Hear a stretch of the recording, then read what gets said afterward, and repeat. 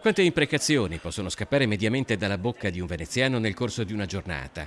Tantissime, più del doppio che nel resto d'Italia, secondo Preply, una piattaforma di apprendimento delle lingue che in uno studio sul tema le avrebbe anche contate. A Venezia ci sono 19 imprecazioni al giorno per abitante, un primato nazionale che Matteo Nel Secchi, presidente della traffico storica ne piattaforma dicono tante. Venezia.com e profondo Solo, conoscitore di venezianità, prende con filosofia. secondo me a Venezia i motivi ci sono tutti affinché ogni veneziano di media dica 19 parolacce, imprecazioni al giorno. Quindi da un certo punto di vista non mi stupisco assolutamente. Questa mattina volevamo farlo come pesce d'aprile, informando la popolazione che c'era un'ordinanza comunale per cui chi diceva le parolacce veniva multato dai vigili, però ormai ce l'avete bruciata.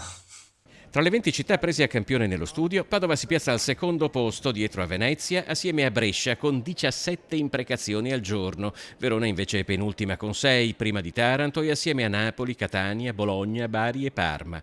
Ma perché a Venezia si dovrebbe imprecare più che in una grande città? Credo comunque che il numero sia falsato perché nelle altre città credo che dicano molte più parolacce di noi, perché quando sono imbottigliati nel traffico ne dicono tante, solo che non vengono rilevate. Noi qui a Venezia siamo sempre a piedi, siamo di persona e quindi è più facile rilevare il nostro numero di parolacce. Secondo me, per esempio a Milano ne dicono no 19, ma ne dicono 35, è solo che le dicono nel loro privato, nella loro automobile. Secondo me è una teoria, naturalmente.